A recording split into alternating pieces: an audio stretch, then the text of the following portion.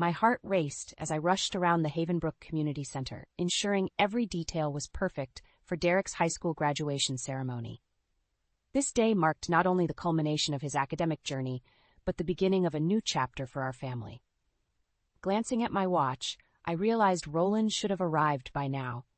He knew how important this milestone was for Derek and me. Just as worry started to settle in, my phone buzzed with an incoming call. Roland, "Hey babe, listen, I'm so sorry, but I can't make it to Derek's graduation." Roland's voice crackled through the line. "An emergency came up at work, and I need to handle it. You know how it is." My heart sank. This was the third time in recent months he had prioritized work over family. "Are you serious, Roland? Derek has been looking forward to you being here. It means everything to him." "I don't have a choice, Althea. This is a make-or-break deal for the company. You know I would be there if I could." His dismissive tone stung like vinegar on an open wound. Gritting my teeth, I forced a smile as Derek approached, beaming with pride. "Everything okay, Mom?" "Of course, honey," I lied, swallowing the lump in my throat. "Your father is just tied up at work again, but he's so proud of you." Derek's face fell, his broad shoulders slumping. "It's fine, I get it. He's busy as usual." The disappointment in his voice was like a dagger to my heart. As the ceremony began, I took my seat, pasting on a mask of happiness while a storm of emotions raged within me. Roland's constant absence had become a familiar pattern, but watching Derek's crestfallen expression as he scanned the crowd struck a nerve. During the recessional, I spotted Roland's business partner, Thomas, accompanied by his wife and children. A pang of envy pierced my chest at the sight of their supportive family unit. How many times had I wished for Roland to be that present, that devoted? Later that evening, as Derek and his sister Lily celebrated with friends, I found myself alone in the kitchen, nursing a glass of wine. Roland's indifference had become increasingly difficult to bear. Was this how our family life was destined to unfold? A facade of normalcy masking deep resentments? The jarring vibration of my phone shattered my reverie. It was a text from Roland. "Sorry again about today. Got caught up putting out fires at the office. It won't happen again, I promise." Those empty words held no comfort as I stared at the screen, a tempest of emotions swirling within me. This was far from the first broken promise, and I feared it wouldn't be the last. Something had to change, even if it meant shattering the fragile illusion we'd been living. Over the following weeks, Roland's absences became more frequent, his excuses increasingly flimsy. A nagging suspicion took root. Was there more to his business emergencies than he let on? One night, as he hurriedly tied his silk tie, I feigned nonchalance. "Working late again? You know how it is, babe. Big acquisition in the works. I may not be home until late." He leaned in for a perfunctory peck on the cheek. As he headed for the door, I caught a whiff of an unfamiliar floral fragrance lingering on his shirt collar. My heart pounded as realization washed over me. There had to be another explanation, didn't there? The next evening, I decided to follow him after he left for his office. I tailed his sleek sports car through the winding streets until he pulled into the parking garage of an upscale high-rise. Anxiety gripped my chest as I watched Roland exit the vehicle and straighten his suit. He can't be. No, he wouldn't. My mind grappled with the prospect of infidelity as he disappeared into the lobby. I waited in purgatory for what felt like an eternity. Then, the unmistakable sight of Roland emerging, accompanied by a stunning young woman in a tight red dress, her flawless features radiating an unsettling allure. The world crumbled beneath me as they strolled arm-in-arm to Roland's car, exchanging hushed laughter. This wasn't a business meeting. This was an affair, laid bare in its tawdry glory. When Roland returned home well past midnight, I sat in stony silence, cradling the damning evidence burning in my hands. Photos of him and his mistress. "Althea? You're still up?" His breezy indifference was like a slap across the face. I turned to face him, fury simmering behind my eyes. "Who is she, Roland?" He froze, the color draining from his face as I thrust the photos towards him. "How did you?" "Don't insult me further with your lies," I spat. "I saw you with her, holding her, laughing with her." Roland regained his composure, a cruel smirk twisting his lips. "So what if I am? I'm a man with needs, Althea. Surely you didn't think I'd stay shackled forever?" White-hot rage surged through my veins, my vision blurring. Before I could stop myself, my palm connected with his cheek in a resounding slap. Roland recoiled, shooting me a venomous glare. "You'll regret that, you spiteful harpy." In that moment, something inside me shifted, the meek, devoted wife succumbing to the fury of the betrayed woman. No more lies, no more deception. Roland had awoken a beast he couldn't tame, and I would make him pay for every ounce of pain and humiliation. Whatever the cost, I would have my revenge.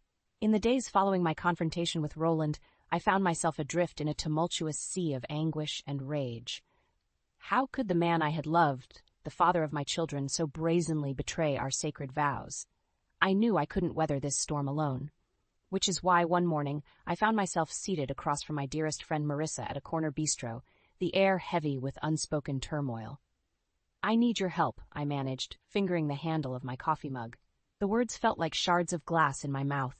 Marissa's eyes widened, her expression a kaleidoscope of concern and curiosity. "What's going on, Allie? You know you can tell me anything." Drawing a steadying breath, I recounted the sordid tale of Roland's infidelity, each treacherous detail lacerating my heart anew. Marissa's face contorted with disbelief and fury. "That low-life bastard," she hissed, slamming her palm on the table. "After everything you've sacrificed for him and those kids?" I shook my head, my jaw set with grim determination. "I can't just walk away, Riss. He has to pay for what he's done. To me, to our family." Understanding flickered in Marissa's eyes as the gravity of my vendetta took shape. "You're sure about this?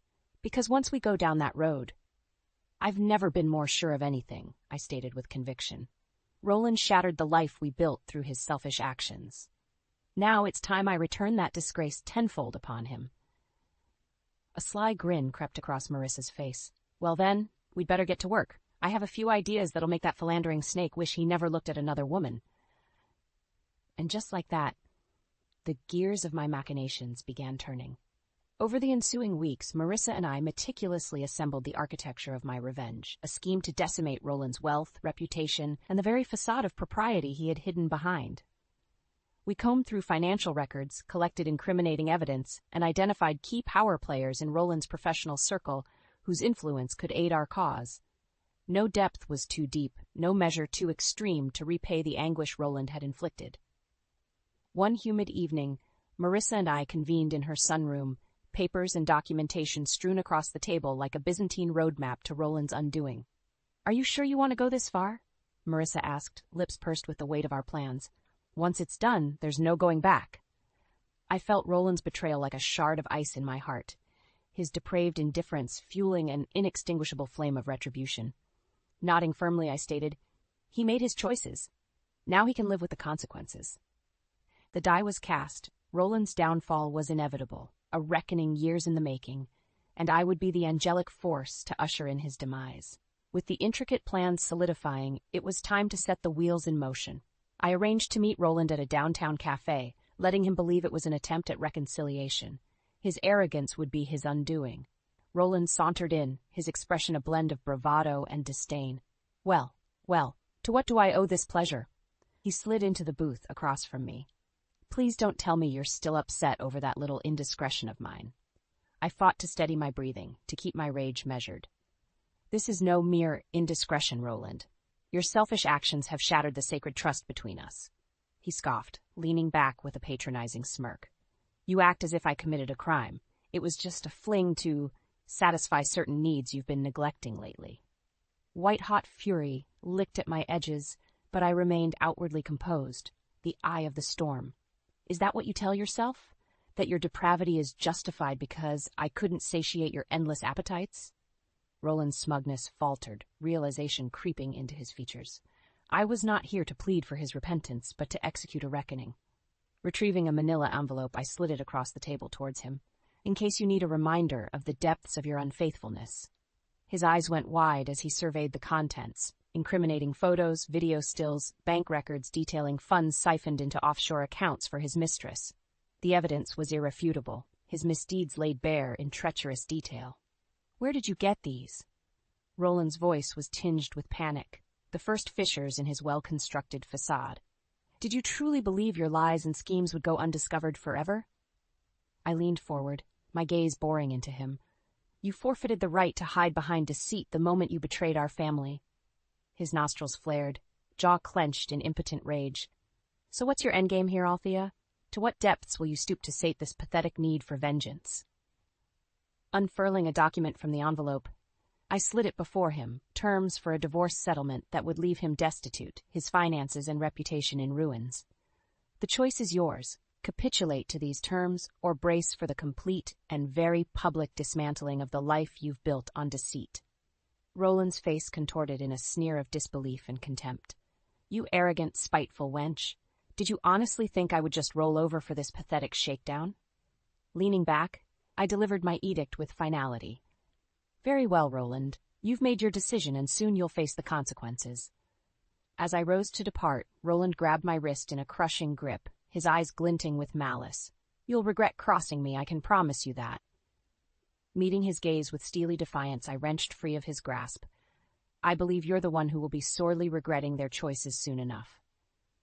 With that, I turned on my heel and strode out, adrenaline and conviction coursing through me. The gauntlet was thrown. Roland could either surrender or watch helplessly as his world burned to ashes.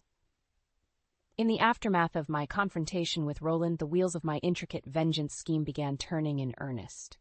He believed he could simply weather this squall, dismissing my terms as a desperate ploy. His arrogance would cost him dearly. First, I reached out to Derek's girlfriend, Sophia, under the pretense of planning a celebratory dinner for his college acceptance. In reality, it would be the stage for Roland's very public undoing. I want to do something really special to honor Derek's achievement, I told Sophia, carefully measuring my words. Perhaps at that new upscale restaurant downtown? Sophia's eyes lit up. Oh, that would be amazing. And we could invite your family, Derek's grandparents, coaches, make it a whole event. Exactly according to plan. Wonderful idea. I'll start compiling the guest list right away. Over the following days, I seeded the invitation far and wide through Roland's professional and social circles under the guise of honoring Derek. His business associates, high-profile clients, even his wretched mistress, all would bear witness to the unraveling of his deceitful life. The night before the fateful event, Marissa and I convened for final preparations, the pristine venue adorned with elegant decorations masking the sinister plot afoot. Everything's in place, I announced, unable to conceal my satisfaction. Once Roland arrives with his mistress in tow, the show will commence. Marissa grinned wickedly. That snake won't know what hit him. I'll be ready with the video evidence just in case he tries any delusional denials. An anticipatory tension thrummed through me as the visions of Roland's imminent downfall played through my mind. So drunk on power, he never suspected the devoted wife he tormented could orchestrate such a masterful retaliation. The following evening, the ruse was complete as guests filtered into the regal dining hall, Roland cutting a contemptuous figure as he worked the room with feigned congeniality. His mistress clung to his arm like a hideous ornament, utterly oblivious to the cataclysm that awaited. As the night carried on with perfunctory speeches and celebratory toasts, I could see the smug satisfaction radiating from Roland. In his deluded mind, my silence meant surrender, that I'd resigned myself to his subjugation. How mistaken he was. After Derek's heartfelt thanks to those gathered, I rose from my seat, Yadier announcing my presence with the ceremonial tapping of a champagne flute. All eyes turned towards me, the proverbial axe dangling overhead. Friends, esteemed colleagues, thank you all for being here to honor my son's incredible achievement, I began, my voice carrying an ominous calm. However, there is one individual here tonight who deserves no accolades, only utter condemnation. Mutters of confusion rippled through the crowd as I locked eyes with Roland's suddenly pallid form. For too long, Roland Wallace has carried on a charade of deceit and infidelity, dishonoring his family while squandering his professional integrity to fund his tawdry indiscretions. In one deft motion, I produced the damning evidence from within the folds of my gown, bank statements, salacious video segments, all corroborating every lurid detail of Roland's lies and betrayals. A collective gasp washed over the audience as the stark reality emerged. Roland tried shouting his denials, but I silenced him with a razor-sharp edict. These are the choices you made without a second thought for the family you discarded so willfully. And now you shall face the consequences of your selfish depravity, both personally and professionally. The first ardo fell as respected associates turned on Roland in palpable disdain. His mistress, now the subject of scrutiny, withered in humiliation. As disorder erupted around us, Roland fought towards me with murderous rage contorting his features.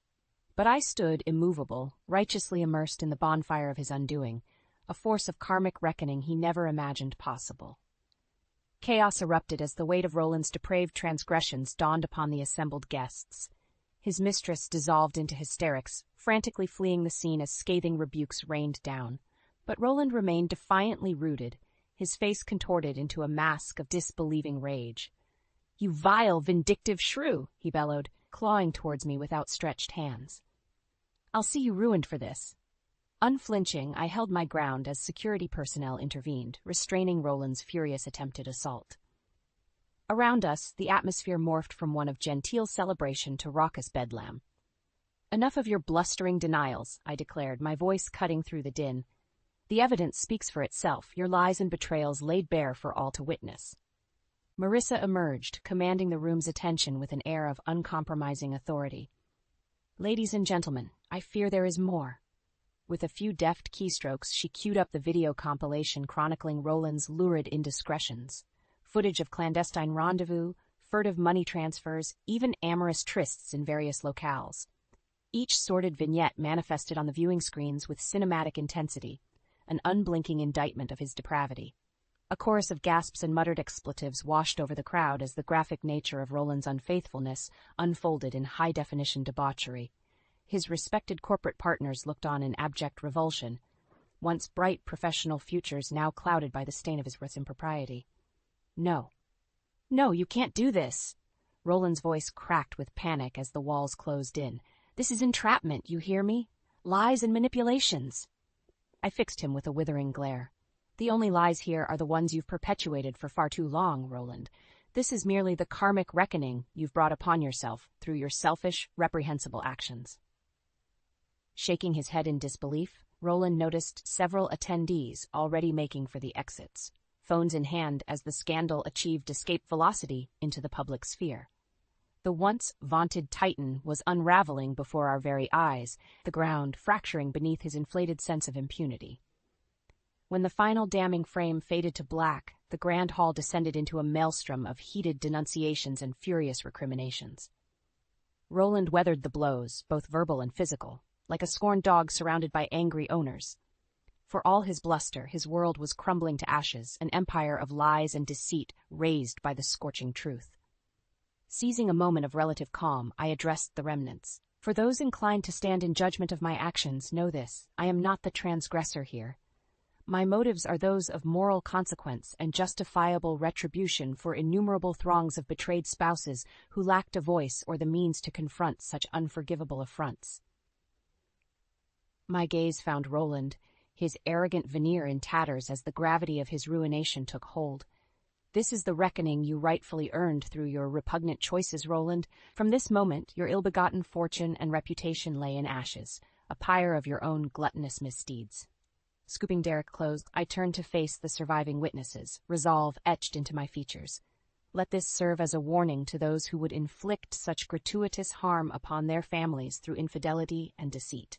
There are consequences that extend far beyond your selfish indulgences. Righteous justice will inevitably enact its toll. As the disgraced guests filtered out, Roland remained a broken husk, the epic downfall of a man undone by his own unchecked hubris and moral insolence. His past malefactions had conceived a very public tribulation, one from which he may never recover. The air was thick with the acrid smoke of ruination, and I inhaled deeply, savoring the intoxicating aroma of my decisive triumph. In the aftermath of that fateful evening, the shockwaves reverberated through every facet of Roland's once gilded existence. The uncompromising disclosure of his debauchery achieved nuclear force, eviscerating professional alliances and reducing his personal life to scorched earth. Within days, Roland's position at the prestigious investment firm was unceremoniously terminated. Corporate cohorts who once praised his abilities now recoiled at the mere mention of his name, his reputation toxic in the extreme. I savored the delicious irony. For a man who placed such emphasis on status and financial prowess, his downfall in those hallowed arenas landed like a brutal karmic backhanded slap. The legal ramifications proved equally severe.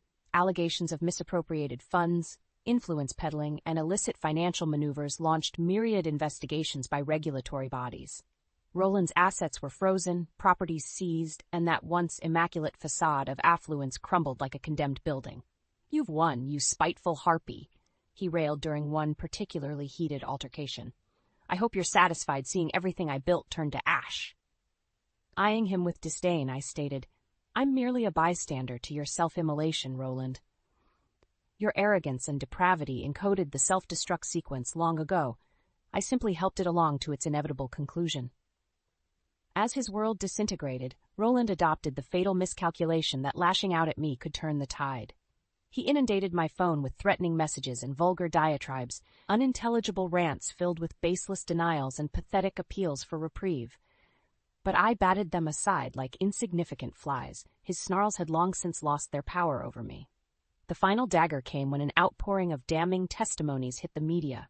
Whispers from personal assistants, alleged paramours, even members of Roland's own family.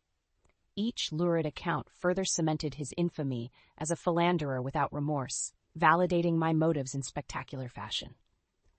Throughout the chaos, I carried myself with steadfast resolution and a sage-like grace. While Roland lashed out with desperation, savaging lives in his wake, I remained the consummate image of a woman reclaiming her dignity. His ire, so terrifying before, now felt like the petty tantrums of a petulant child. And just as swiftly as he ascended, the mighty Roland Wallace plummeted back to earth, bankrupt, destitute, and utterly alone, but for his own self-constructed legacy of shame. In time, the divorce proceedings concluded with the dissection of our once unified assets. Roland relinquished the sprawling estate, the offshore investment accounts, even the rights to his deluxe vehicles. I insisted on minimizing his share, allowing only enough to sustain his pathetic existence, a perpetual reminder of what he squandered through arrogance and immorality.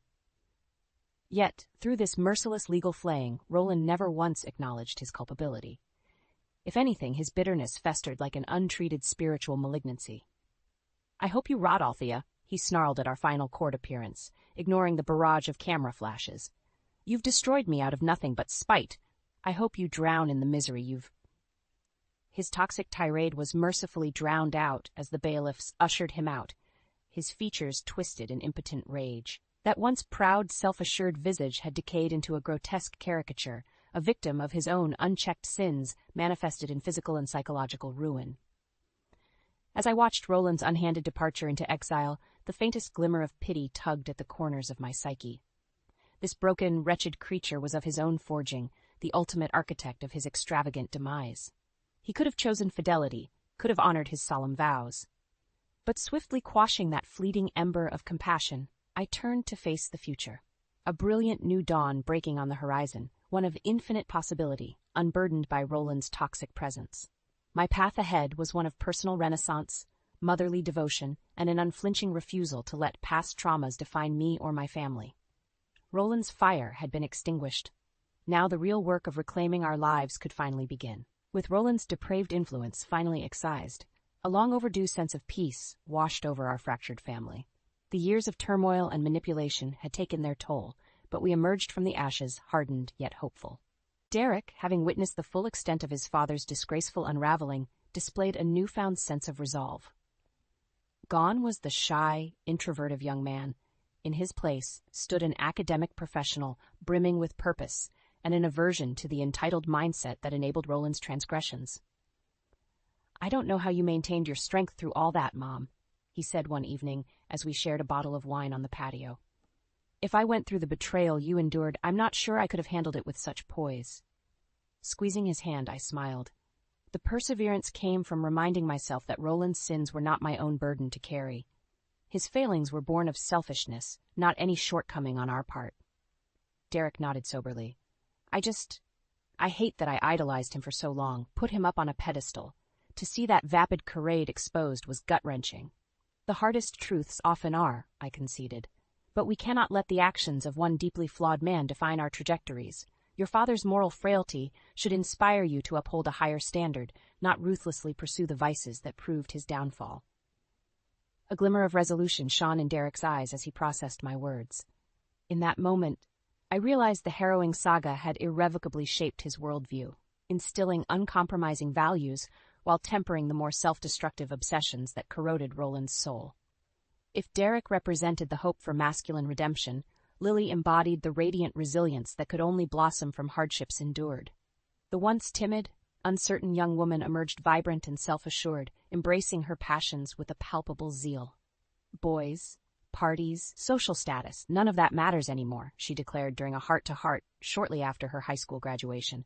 After witnessing Dad's pathetic denouement, I know what's really important: forging your own identity through achievements that genuinely enrich lives. Her gaze was clear, focused, unencumbered by the adolescent insecurities that plagued so many of her peers. We get one spark of existence to illuminate this world. I don't intend to waste it chasing mirages of fleeting validation. In that moment, I swelled with a mother's pride, realizing Lily had distilled a wisdom far exceeding her years, a gift born from the searing crucible that was our shared trauma. She was not a victim absorbing the callous doctrine of her father, but a powerful elixir tempering the toxic lessons of his moral frailty. And what of me? In the aftermath of our collective liberation, I refocused my energy into enriching the community around me. Speaking engagements, counseling services, outreach initiatives, all designed to provide a guiding light to those negotiating the treacherous tides of infidelity and its consequences. My story resonated deeply, the once denigrated wife emerging as a pillar of strength through justified retribution. I became living proof that even the most harrowingly traumatic betrayals could be alchemized into redemptive gold. The infidelity support group I founded accumulated a devoted following, including defiant spouses seeking righteous emancipation and chastened paramours atoning for their own descent into temptation. "Your courage showed me the light," one young woman confessed through grateful tears. "Because of your example, I gathered every shred of proof and exposed my deceitful husband. I've reclaimed my dignity, my future." Such testimonies made every anguished step along this harrowing journey worthwhile.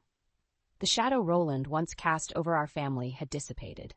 Replacing it shone a brilliant new dawn, one of principled resolve, achievement, and the empowering truth that personal short-sightedness need not dilute our collective radiance. As I looked back over the tumultuous path that led us here, I realized the stabbing pangs of betrayal had long since given way to a bone-deep sense of kismet. Our anguish paved the road to rebirth, a permanent severance from the toxic cycles enabling Roland's depravity. In the end, his greatest sins catalyzed our most monumental triumphs, an emancipation more fulfilling and absolute than he could have ever comprehended through his veiled existence.